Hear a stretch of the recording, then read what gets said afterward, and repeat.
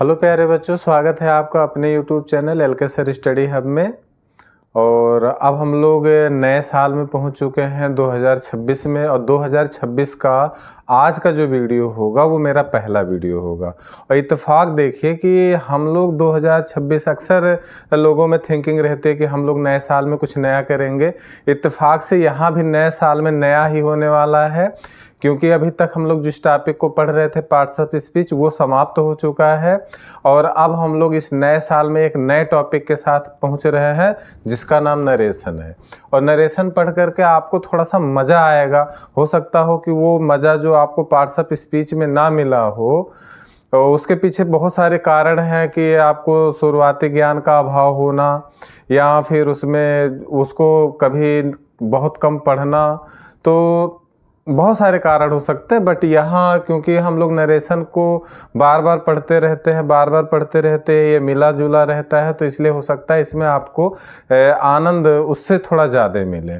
तो फिलहाल आनंद मिलेगा या नहीं मिलेगा ये तो आप जब वीडियो देखोगे, सुनोगे, समझोगे, वहाँ से कुछ सीखने की कोशिश करोगे तो फिर आपको पता चलेगा। ये तो मैं सिर्फ अपनी सोच बता रहा हूँ। बट मज़े की बात ये है कि हम लोग नए साल में एक नए टॉपिक के साथ हैं जिसका नाम नरेशन है। तो चलिए नरेशन को पढ़ते हैं। नरेशन का मतलब क्या होता है? कथन। अब कथन से तात्पर्य अलग अलग जगहों पे अलग अलग लिया जाता है। जैसे अगर मान लो आप विधिक शब्दों में हो तो कथन का मतलब बयान से हो जाता है। अगर आप ऐतिहासिक चीज़ों में हो तो कथन का मतलब कोई घटना से हो जाता है। जो अगर मान लो आप साहित्य में हो तो हाँ या ना की बातें चलती हैं। फिलहाल अगर हम लोग अंग्रेजी भाषा में पहुँचे या नॉर्मली साधारण भाषा को लेकर के काम करें तो साधारण में जो कथन है उसका मतलब होता है कि अगर कोई वक्ता है, स्पीकर, जैसे मैं बोल रहा हूँ, मैं जो कुछ भी बोल रहा हूँ ये कथन है। ठीक। अब जो मैं बोल रहा हूँ ये सत्य भी हो सकता है, असत्य भी हो सकता है ना। इससे आपको इंस्पायरेशन भी मिल सकता है, या फिर आप बोरिंग महसूस कर सकते हो। मतलब एवरीथिंग, कुछ भी हो सकता है आपको। लेकिन मेरे मुंह से जितने भी शब्द निकल रहे हैं ना, ये क्या है? ये कथन ही है। ठीक है। तो मैं क्या हूँ? स्पीकर हूँ। स्पीकर मतलब वक्ता। देखिए मैंने लिख भी दिया है, स्पीकर वक्ता द्वारा कही गई बात को कथन कहते हैं। ठीक है। अभी मैंने इसको एक्सप्लेन किया कि मान लो मैं वक्ता हूँ, मैं कुछ बोल रहा हूँ, तो मेरे द्वारा जो कुछ भी बात निकल रही, जो कुछ आप सुन रहे हो वो क्या है? एक कथन है। अब कथन कैसा भी हो सकता है। ठीक है। तो अगली बात है कि कथन के प्रकार। तो देखो, जब भी आपको कोई प्रकार पूछे ना तो थिंकिंग होनी चाहिए। किस आधार पे? बेस जरूर होना चाहिए। बेस के आधार पे जो प्रकार होते हैं वो बदलते रहते हैं। तो अभी जो हमारा बेस है वो क्या है? व्यक्त करने का तरीका है कि वक्ता जो कह रहा है उसको हम किस प्रकार से व्यक्त करते हैं, उसके तरीके पर हम लोग नरेशन के प्रकार को यहाँ पढ़ेंगे। जिस टॉपिक को हम लोग स्टार्ट करने वाले उसमें व्यक्त करने का आधार ही लिया जाता है। तो यहाँ लिखा गया है वक्ता द्वारा कही गई बात को व्यक्त करने के आधार पर। ध्यान देना, व्यक्त करने, प्रेजेंटेशन कैसा है उसके आधार पर। ठीक। उसके आधार पर नरेशन दो प्रकार के होते हैं। कौन कौन से? पहला डायरेक्ट नरेशन, दूसरा इनडायरेक्ट नरेशन। अब दोनों के बारे में मैंने एक झलक प्रस्तुत की है और बाकी डिटेल में इन्हीं को तो पढ़ना ही है, लेकिन अभी के लिए थोड़ी सी एक झलक प्रस्तुत की गई है, उसको देखो, समझो। डायरेक्ट नरेशन मतलब प्रत्यक्ष कथन होता है। प्रत्यक्ष कथन किसे कहते हैं? वो लिखा गया कि वक्ता द्वारा कही गई बात को बिना परिवर्तन के व्यक्त करना। मतलब जो कुछ भी मैंने कहा है इसमें कुछ भी नहीं फेरबदल किया गया, एज इट इज, जैसे सुना वैसे बोल दिया, उसे क्या कहते हैं? डायरेक्ट नरेशन कहते हैं। ठीक। एग्जाम्पल है he said I am going to Mumbai, तो ये डायरेक्ट नरेशन का एग्जाम्पल है। दूसरा था इनडायरेक्ट नरेशन, अप्रत्यक्ष कथन। ये क्या होता है कि अभी मैंने जो बोला वो आपने सुना और उसको किसी थर्ड के पास प्रस्तुत कर दिए बिना किसी परिवर्तन के, तो वो डायरेक्ट हो गया। अब अगर आपने उसमें कुछ परिवर्तन कर दिया, चाहे वो थोड़ा सा परिवर्तन किए हो या बहुत बढ़िया मिर्च मसाला लगा करके बहुत अच्छा परिवर्तन करे हो, आप क्या किए हो उससे नहीं मतलब है, आपने किया है। जो बातें मैंने बोली उसको सेम नहीं प्रस्तुत किया है, उसमें कुछ ना कुछ आपने क्या किया है, इंटरचेंजिंग कर दी है, परिवर्तन कर दिया है, तो वही क्या कहलाएगा, इनडायरेक्ट नरेशन कहलाएगा। तो उसी को मैंने यहां लिख दिया कि अगर वक्ता द्वारा कही गई बात को परिवर्तित करके व्यक्त करना, ठीक, इनडायरेक्ट नरेशन कहलाता है। एग्जाम्पल है इसी का, इसी में देख लो, यह बात जो कही गई थी, यहां कह दे he said that he was going to Mumbai, ठीक। यहां क्या कहा, यहां वो बता रहा है कि कोई थर्ड है जो मैं है, उसने कहा कि मैं मुंबई जा रहा हूं, तो इसने वही बात इसने आके बता दिया। क्या कहा, कहा कि मैं मुंबई जा रहा हूं, है ना। जबकि अब देखो यहां सुनने में क्या हो रही, कह रहा मैं मुंबई जा रहा हूं, मतलब ऐसा लग रहा है मैं मुंबई जा रहा हूं, जबकि मैं मुंबई नहीं जा रहा हूं। मुंबई कौन जा रहा है, वो जा रहा है जिसने मुझसे कहा था कि मैं मुंबई जा रहा हूं। लेकिन मैंने उसकी बात को बदला नहीं, मैंने आपको सीधे बता दिया कि उसने कहा था मैं मुंबई जा रहा हूं, है ना। तो यहां पर चेंज कर दिया, यहां बात क्लियर हो गई कि उसने कहा था कि, या उसने कहा कि वह मुंबई जा रहा है। अब सामने वाला समझ जाएगा कि वो मुंबई जा रहा है। अभी मैंने कहा कि उसने कहा था कि मैं मुंबई जा रहा हूं, तो समझेगा कि मैं मुंबई जा रहा हूं, जबकि मैं मुंबई नहीं जा रहा हूं, वो जा रहा है। तो इसलिए डायरेक्ट में थोड़ी सी कंफ्यूजन आने लगती है, तो इनडायरेक्ट की आवश्यकता पड़ती है। तो यहां इनडायरेक्ट में इसी बात को लिख दिया गया कि ही सेड, उसने कहा, दैट मैंने कि he was going to Mumbai, वह मुंबई जा रहा था, ठीक है। चलिए, तो अभी हम जान चुके हैं कि मतलब डायरेक्ट नरेशन क्या होता है और इनडायरेक्ट नरेशन क्या हुआ। थोड़े में हमने जान लिया कि जो डायरेक्ट नरेशन होता है वो सीधा सीधा बिना किसी फेर बदल के कही गई बात होती है, और जो इनडायरेक्ट नरेशन होता है वो फेर बदल के कही गई बात होती है, ठीक है। यहाँ तक क्लियर है ना। अब बात आती है, अब हम लोग एक्सप्लेन करेंगे, थोड़ा सा एक्सपेंडेड फॉर्म बनाएंगे। तो एक्सपेंडेड फॉर्म बनाने के लिए मतलब है हम लोग यहाँ पढ़ेंगे, बेसिकली हमारा रहेगा डायरेक्ट से इनडायरेक्ट में बदलना। तो वहीं के लिए हम लोग एक प्लेटफॉर्म तैयार कर रहे हैं कि डायरेक्ट से इनडायरेक्ट में बदलने के लिए जो कुछ बेसिक बातें हैं वो जाननी है। तो डायरेक्ट से इनडायरेक्ट में बदलने के लिए सबसे पहली बात तो ये जाननी है कि उसके कितने भाग होते हैं डायरेक्ट के। तो ये हमने यहाँ लिख दिया, पार्ट ऑफ डायरेक्ट नरेशन। एक चीज ध्यान दो कि नरेशन को स्पीच भी बोल सकते हैं, ठीक। कहीं कहीं नरेशन लिखा रहता है, कहीं कहीं स्पीच लिखा रहता है, आप दोनों में से जो मर्जी कहे वो बोल सकते हो। तो पार्ट ऑफ डायरेक्ट नरेशन, वही जो पिछला एग्जाम्पल था उसी एग्जाम्पल को मैंने फिर से लिख दिया है। और यहां आप देखोगे, अभी आपने देखा था ना, तो एग्जाम्पल क्या था, he said I am going to Mumbai, वही एग्जाम्पल मैंने फिर से यहां लिख दिया। अब कौन सी चीज क्या है मैं उसको बता रहा हूं, और आप उसका डिफिनेशन सुनो, और लिखवाऊंगा नहीं अभी उसको, नॉर्मल बात है, आप सुन के याद कर सकते हो। अगर फिर भी आपको लगता है कि आप भूल जाओगे तो अभी कॉपी पेन लेकर के बैठो, और मैं बोल रहा हूं तो उसको लिख लो, ठीक। तो अब देखो, इसमें बेसिकली 3 मुख्य भाग होते हैं जो आपके सामने, रिपोर्टर, रिपोर्टिंग वर्ब और रिपोर्टेड स्पीच। बिना इसके डायरेक्ट नरेशन का बनना संभव नहीं है। अब एक चीज और होती है, जो ना भी रहे तभी डायरेक्ट बन जाता है। जैसे मान लो अगर इसी में मैं लिख देता वाक्य, इसी वाक्य को he said to me, he said to me, इसके बाद अगर ये बताता कि I am going to Mumbai, ये अब बताता, ठीक है। He said to me I am going to Mumbai. तो आप देख रहे हो इन दोनों में फ़र्क क्या है।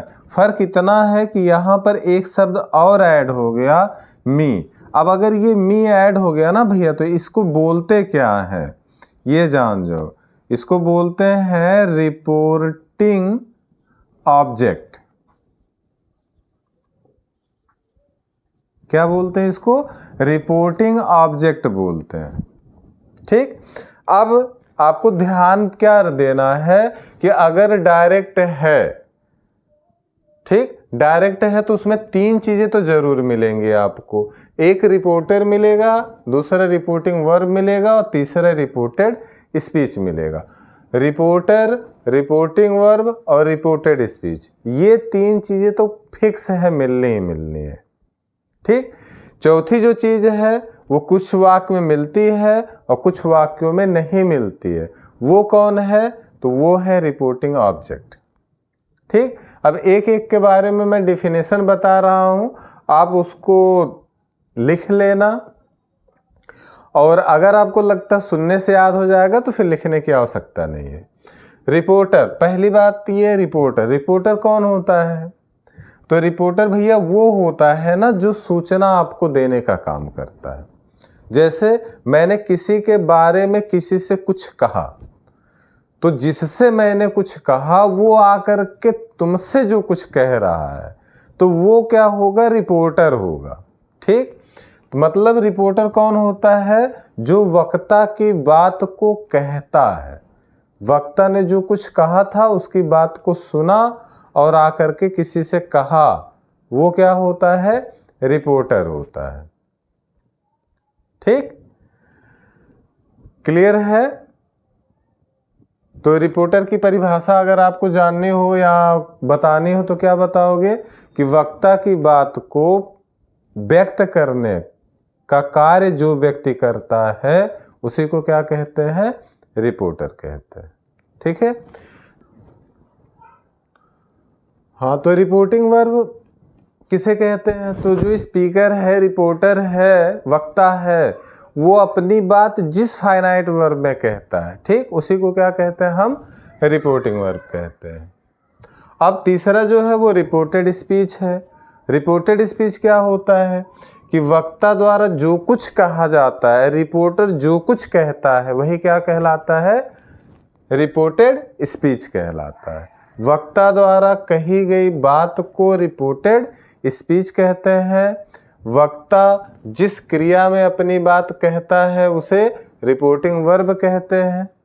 ठीक, और वक्ता जो मतलब जो बोल रहा है या वक्ता की बात को जो कह रहा है वो क्या है? रिपोर्टर है। अब जो चीज कभी कभी मिलती है कभी नहीं मिलती है वो क्या है? रिपोर्टिंग ऑब्जेक्ट है। अब रिपोर्टिंग ऑब्जेक्ट क्या होता है? कि वक्ता अपनी बात जिससे कहता है, रिपोर्टर सूचना जो दे रहा है वो जिससे देता है, उसको क्या बोलते हैं? रिपोर्टिंग ऑब्जेक्ट बोलते हैं। ठीक है, तो मुझे लगता है कि अब आपको reporter, reporting verb, reported speech और रिपोर्टिंग ऑब्जेक्ट के बारे में क्लियरिटी हो चुकी होगी।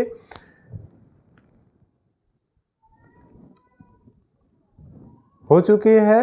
तो अगर हो चुकी है तो फिर इसे आप नोट कर लो, स्ट्रक्चर बना लो, फिर अगला बताता हूँ। हाँ, तो धीरे धीरे अब हम लोग उस जगह पे पहुँच रहे हैं जिसका हम लोगों को इंतज़ार है कि डायरेक्ट से इनडायरेक्ट हम कैसे बनाते हैं। लेकिन सब्र करना पड़ता है, बताया भी जाता है सब्र का फल मीठा होता है। आप भी सब्र करोगे और जो बातें मैं बता रहा हूँ इसको अगर आप ध्यान से रखोगे तो आपके डायरेक्ट इनडायरेक्ट में किसी भी प्रकार की समस्या नहीं आएगी। नहीं ध्यान रखोगे तो समस्याएं अभी तक आती रही हैं इतना पढ़ने के बावजूद, और आगे भी आती रहेंगी, और ध्यान रखोगे तो नहीं आएंगी। ठीक, तो डायरेक्ट से इनडायरेक्ट में बदलने के सामान्य नियम। सामान्य नियम का तात्पर्य है कि ऐसा नियम जो हमेशा आपको ध्यान में रखना है, हमेशा आपको इसका सामना करना पड़ेगा, हमेशा इसकी ज़रूरत पड़ेगी। ठीक, तो इसे मिस नहीं करना है। ये समझो कि डायरेक्ट इनडायरेक्ट की रीढ़ है, अगर आप इसे मिस कर गए फिर आप आगे नहीं पढ़ सकते हो। इसको ध्यान में रखोगे, आगे जो चीज़ें पढ़ाई जाएगी उसको आप बहुत अच्छे से कवर कर सकते हो। तो डायरेक्ट से इनडायरेक्ट में बदलने के सामान्य नियम, और सामान्य नियम को मैंने देखो एक एग्जाम्पल से प्रदर्शित किया है, तो इस एग्जाम्पल को ध्यान में रखेंगे और तब इन बातों को ध्यान रखेंगे। एक एक बात को मैं पढ़ूंगा और इस एग्जाम्पल में दिखाऊंगा। एग्जाम्पल पहले देख लो क्या लिखा है। He said to me, I came here yesterday। ये डायरेक्ट था, इसका इनडायरेक्ट हुआ है। ऊपर वाला डायरेक्ट है, मैं यहाँ लिख भी दे रहा हूँ ब्रैकेट में कि ये क्या है, डायरेक्ट है, और ये वाला इनडायरेक्ट है। ठीक, ऊपर वाला डायरेक्ट है, नीचे वाला इनडायरेक्ट है। तो इनडायरेक्ट में देख लो क्या हो गया। He told me that he had gone there the previous day. ठीक, ये सबसे छोटा वाक्य मैंने लिया है और जिसमें लगभग सारे परिवर्तन है, और भी चीजें हैं, लेकिन अब एक ही, अगर इतने छोटे वाक्य में सारा परिवर्तन हो जाता तो सब कुछ पढ़ने की आवश्यकता नहीं पड़ती। लेकिन ये समझो कि अधिकतर चीजें यहाँ है। इस वाक्य में अगर आप इसको पढ़ लेते हो तो फिर इसके बाद बहुत कम चीजें बचती हैं जिसको आपको पढ़ने की आवश्यकता, मतलब नए में थोड़ा सा और पढ़ोगे फिर एकदम कवर हो जाएगा। तो यहाँ आप देखो क्या क्या चेंजेस हुआ है, मैं उसको गोली में रख दे रहा हूँ। यहाँ आपने देखा ही था तो यहाँ भी ही है। यहाँ सेट टू था तो इसकी जगह पे आप देख रहे हो टोल्ड आ गया है। मी एज इट इज है, कामा इन्वर्टेड कामा हटा है, यहाँ दैट आ गया है, आई की जगह पे ही हो गया है। ठीक, अब इसके बाद में यहाँ हैड आ गया, मतलब टेंस संबंधी परिवर्तन हुआ है। हियर का दियर बना दिया गया है और स्टरडे का द प्रीवियस डे हो गया। ठीक, ये परिवर्तन आपको देखने को मिल रहे हैं। अब देखो मैं एक एक चीज को पढ़ रहा हूँ और यहाँ बता रहा हूँ। पहला है कॉमा एंड इन्वर्टेड कॉमा को हटा देते हैं और कनेक्टिव वर्ड लगाते हैं। तो अब इसका मतलब क्या हुआ, जैसे यहाँ देख लो, पहले मैंने यहीं से शुरू किया तो कॉमा इन्वर्टेड कॉमा हटा है, उसकी जगह पे ये जो कनेक्टिव वर्ड है वो एक कंजक्शन है जो दैट के रूप में प्रयोग हुआ है। अब यहाँ थोड़ा समझना है, एक एक चीज को बहुत डिटेल में मैं बता करके आपको समझाऊंगा ताकि आपको फ्यूचर में अगर आप इसको ध्यान में रखोगे तो आपको डायरेक्ट इनडायरेक्ट में समस्या नहीं आएगी। तो कामा और इन्वर्टेड कामा को हटा देते हैं, तो आपने देखा यहाँ पे हट गया है। और बताया कि कनेक्टिव वर्ड लगाते हैं। यहाँ कनेक्टिव वर्ड को थोड़ा सा और आगे लिख देता, उचित कनेक्टिव वर्ड लगाते हैं। ठीक है, क्या ध्यान देना है, उचित कनेक्टिव वर्ड। उचित कनेक्टिव वर्ड का मतलब कोई जरूरी नहीं कि हमेशा जैसे यहाँ दैट लगा है। अच्छा, कुछ लोग लिख देते हैं कि हटा देते हैं, कंजक्शन दैट का प्रयोग करते हैं। अगर मैं ये लिख देता ना कि कंजक्शन दैट का प्रयोग करते हैं तो वो स्पेशल किसी एक सेंटेंस के लिए होता है। जैसे अभी जो डायरेक्ट इनडायरेक्ट है वो पांचों सेंटेंसों में बनेगा, तो पांचों सेंटेंसों में जब बनाओगे आप इसको तो उसमें से जो पहला होगा उसमें जो कनेक्टिव वर्ड यूज किया जाता है वो कंजक्शन के रूप में यूज होता है। ठीक, तो मैंने कनेक्टिव वर्ड इसलिए लिखा है क्योंकि आगे आप ताकि मतलब ये सामान्य नियम है, अभी भी मैंने बताया कि ये सामान्य नियम है और ये हर जगह आपको मिलेगा। आप चाहे असर्टिव सेंटेंस पढ़ोगे, चाहे इंट्रोगेटिव सेंटेंस पढ़ोगे, चाहे इंपरेटिव पढ़ोगे, चाहे ऑप्टेटिव पढ़ोगे, है ना, या एक्सक्लामेटरी पढ़ोगे, किसी भी सेंटेंस को पढ़ोगे, हर सेंटेंस में आपको कोई ना कोई शब्द मिलेगा जो डायरेक्ट इनडायरेक्ट के, डायरेक्ट के दो भाग जो हुए हैं, एक भाग में इतना और एक भाग में इतना। ठीक, इन दोनों को जोड़ने का काम जो करेगा वो कुछ तो जरूर होगा। अब जैसे अगर आप इंट्रोगेटिव में पहुंचते तो इफ या वेदर लग जाता है, इसी तरीके से मान लो इंपरेटिव में पहुंचते हैं टू लग जाता है, या कहीं कहीं क्वेश्चन वर्ड ही कनेक्टिव वर्ड का काम करते हैं, तो वो क्वेश्चन वर्ड तो कंजक्शन नहीं हुए ना, टू तो कंजक्शन नहीं हुआ, इफ या वेदर कंजक्शन नहीं हुआ। ठीक, दैट कंजक्शन है, तो इसलिए मैंने यहाँ कंजक्शन नहीं लिखा है। ठीक है, अगर मैं लिख देता तो वो गलत नहीं होता, बट ये रहता कि वो स्पेशली खाली असर्टिव सेंटेंस के लिए होता। तो क्लियर हो गया है। पहली बात क्लियर हो गई कि कामा इन्वर्टेड कामा डायरेक्ट में रहता है, इनडायरेक्ट में हट जाता है। तो इनडायरेक्ट में हट जाता है तो उसकी जगह पे क्या करते हैं, उसकी जगह पे हम कोई कनेक्टिव वर्ड लगाते हैं। वो कंजक्शन हो सकता है, प्रीपोजिशन हो सकता है, या कोई अदर हो सकता है, बट कुछ आएगा जो इन दोनों को ज्वाइन करेगा। ठीक है, तो ये पहला दैट हो गया। अब दूसरा हमने लिखा है कि रिपोर्टिंग वर्ब को रिपोर्टेड स्पीच के भाव के अनुसार टोल्ड, आस्क्ड, रिक्वेस्टेड, एडवाइज आदि में बदल देते हैं। अब ये क्या है, आप देखो यहाँ सेड टू के बाद टोल्ड। अब इससे पहले अच्छा एक चीज और ध्यान दे देनी है, जानना है कि ये सेड टू, ये देखो जो टोल्ड लगा है ना, ये सेड टू के लिए लगा है, पूरे सेड टू के लिए टोल्ड का इस्तेमाल किया गया है। तो कई लोग कई तरीके से समझाते हैं। कुछ लोग कहते हैं कि अगर सेड टू आ गया, खाली सेड आ गया तो नहीं बदला जाएगा, सेड टू आ गया तो बदला जाएगा। मैं कहता हूं कि अगर रिपोर्टिंग ऑब्जेक्ट आया है, अगर आपके वाक्य में रिपोर्टिंग ऑब्जेक्ट है तो सेड को बदल देंगे। किसमें, वाक्य के भाव के अनुसार, अभी इतना लिखा गया किसी में। तो अगर रिपोर्टिंग ऑब्जेक्ट है तो बदलेंगे, अगर रिपोर्टिंग ऑब्जेक्ट नहीं है तो बदलने की जरूरत नहीं है। तो सेड को हम ज्यों का त्यों लिख देते हैं। क्लियर है, पता चल गया। सेड कब बदलाएगा, जब ऑब्जेक्ट रिपोर्टिंग ऑब्जेक्ट होगा तो बदलाएगा, रिपोर्टिंग ऑब्जेक्ट नहीं होगा तो नहीं बदलाएगा। अब दूसरे तरीके से समझो, वो भी सही होगा कि अगर रिपोर्टिंग ऑब्जेक्ट है तो टू रहेगा, रिपोर्टिंग ऑब्जेक्ट नहीं है तो टू नहीं रहता। तो आप इस तरीके से भी ध्यान रख सकते हो कि अगर वाक्य में सेड टू है डायरेक्ट में तो उसको हटा करके हम उसको रिपोर्टेड स्पीच के भाव के अनुसार किसी एक में बदल देंगे। अगर सेड टू नहीं, केवल सेड है तो वो नहीं बदला जाता, सेड में ही लिखेंगे। ठीक है, अब अगला जो है वो क्या था, रिपोर्टेड स्पीच में आए हुए प्रोनाउंस को बदल देते हैं। अब इसमें देख लो एक ही प्रोनाउन था रिपोर्टेड स्पीच में, ये पूरा का पूरा रिपोर्टेड स्पीच है, इसमें एक ही प्रोनाउन था। इस तरीके से अगर बहुत सारे प्रोनाउन होते तो सब बदले जाते, इसमें एक प्रोनाउन था तो देखो यहाँ आई था, ये किस में बदल गया है, ही में। अब आई ही में बदलेगा या मी में बदलेगा या अस में बदलेगा, किस में बदलेगा, ये प्रोनाउन संबंधी अभी जितनी चीज़ें लिखी जा रही हैं इसमें से कुछ चीज़ें ऐसी हैं जिसको डिटेल किया जाएगा, जिसका चार्ट बनाया जाएगा, आपको बनवाया जाएगा, फिर वहाँ से आप इसको जान सकते हो। अभी खाली इतना जानो कि अगर डायरेक्ट में कोई प्रोनाउन है वो भी रिपोर्टेड स्पीच में, तो इनडायरेक्ट बदलते समय उस प्रोनाउन को जरूर बदलेंगे। ठीक है, अगला है रिपोर्टेड स्पीच का टेंस बदल देते हैं। अब देख लो यहाँ केम था मतलब पास्ट इंडेफिनिट था, यहाँ हैड लग गया मतलब पास्ट परफेक्ट में बदला गया है। तो अब यहाँ पर भी वही बात है, प्रोनाउन जैसे बताया था कि कौन सा टेंस किस टेंस में बदलेगा, ये आपको एक चार्ट बनवा दिया जाएगा और उस चार्ट को आप लर्न कर लोगे तो पता चल जाएगा कि कौन सा टेंस किस टेंस में बदलाएगा।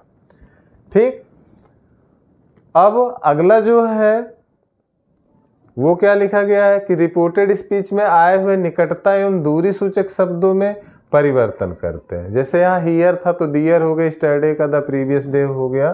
तो ये निकटता दूरी सूचक शब्द है। समय या स्थान, समय में भी हो सकता है, स्थान में भी हो सकता है। यहाँ दोनों इस्तेमाल हुए हैं, समय वाला भी इस्तेमाल हुआ है और स्थान वाला। हियर स्थान के लिए, स्टरडे समय के लिए। तो समय और स्थान दोनों में भी होता है, तो कोई जरूरी नहीं दोनों एक साथ आ जाए, दोनों में से एक आ सकता है, चाहे स्थान वाला आ जाए चाहे समय वाला आ जाए, या दोनों भी आ सकता है, जैसा कि एग्जाम्पल में आप देख रहे हो दोनों है। तो अगर ऐसे हैं तो इन्हें बदल दिया जाता है। अब इसमें फिर वही कौन किस में बदलाएगा, इसके लिए एक चार्ट बनवा दिया जाएगा, आपको बता दिया जाएगा, उसे आप लर्न कर लोगे तो इसके बारे में जानकारी हो जाएगी। ठीक, और क्या था, और है ध्यान रखना है आपको, रिपोर्टिंग वर्ब का जो टेंस है वो कभी नहीं बदलाएगा। जैसे रिपोर्टिंग वर्ब सेड, अगर ये प्रेजेंट में है तो प्रेजेंट में ही रहेगा, पास्ट में है तो पास्ट में रहेगा, फ्यूचर में है तो फ्यूचर में रहेगा। मतलब जैसे यहाँ आपने देखा इंडेफिनिट था, परफेक्ट हो गया, यहाँ जिसमें रहेगा उसी में रहेगा, उसका टेंस कभी भी बदलना नहीं है। ठीक, अगला है आई तथा प्रॉपर नाउन को छोड़कर इनडायरेक्ट नरेशन में रिपोर्टेड स्पीच का प्रथम अक्षर स्मॉल लेटर में लिखा जाता है। जैसे देख लो यहाँ ये रिपोर्टेड स्पीच है डायरेक्ट का, तो यहाँ जो आई है वो कैपिटल में लिखा गया है। तो भैया अगर ये इनडायरेक्ट में रहता तब भी कैपिटल लिखा जाता, या कोई प्रॉपर नाउन मतलब जैसे किसी का नाम हो अगर वो रहता तब भी कैपिटल में लिखा जाता। लेकिन ये आई से जैसे ही बना तो देख लो स्मॉल लेटर में लिखा गया है। ठीक है, अब ये सामान्य नियम हो चुके हैं। तो अब जो है वो जो स्पेशल नियम, तो स्पेशल नियम क्या होता है? जैसे जनरल नियम जो सब में काम करते हैं, सबके लिए इस्तेमाल होते हैं, वो जनरल नियम कहलाते हैं, साधारण नियम कहलाते हैं। तो ये जनरल नियम थे, आप जितने भी सेंटेंस पढ़ोगे हर जगह इसका इस्तेमाल होगा। दूसरा जो होता है स्पेशल नियम, तो स्पेशल नियम स्पेशल जगह पे प्रयोग होते हैं। अब वो स्पेशल जगह क्या होगी कि जब आप डायरेक्ट इनडायरेक्ट को क्या करोगे, अलग अलग चीज़ों में पढ़ोगे। जैसे 5 टाइप होते हैं, तो पांचों टाइपों में जब पढ़ोगे तो पहला असर्टिव, दूसरा इंट्रोगेटिव, तीसरा ऑप्टेटिव या इम्परेटिव, है ना, फिर एक्सक्लामेटरी, ऑप्टेटिव, ये सब बता ही दिया। तो जब अलग अलग सेंटेंस को हम लोग पढ़ेंगे तो उसमें अलग अलग नियम बताए जाएंगे, तो वो स्पेशल नियम कहलाएंगे। लेकिन उससे पहले भी आपको करना क्या है, जैसे भी मैंने बताया प्रोनाउन, तो प्रोनाउन कौन किस में बदलता है इसके लिए मैं आपको एक चार्ट उपलब्ध करवाऊंगा। टेंस, कौन सा टेंस किस में बदलता है इसके लिए एक चार्ट उपलब्ध करवाऊंगा। और निकटता और समय सूचक शब्दों में, स्थान और समय सूचक शब्दों में कौन सा किस में बदलता है इसके लिए एक चार्ट उपलब्ध करवाऊंगा। इतना उपलब्ध करवाने के बाद में तब मैं आपको डायरेक्ट इनडायरेक्ट परिवर्तन करना सिखाऊंगा। और इतनी चीज़ें सीखने के बाद आप करोगे अगर, तो मेरा विश्वास है कि आपको डायरेक्ट इनडायरेक्ट में किसी प्रकार की समस्या नहीं आएगी। ठीक है।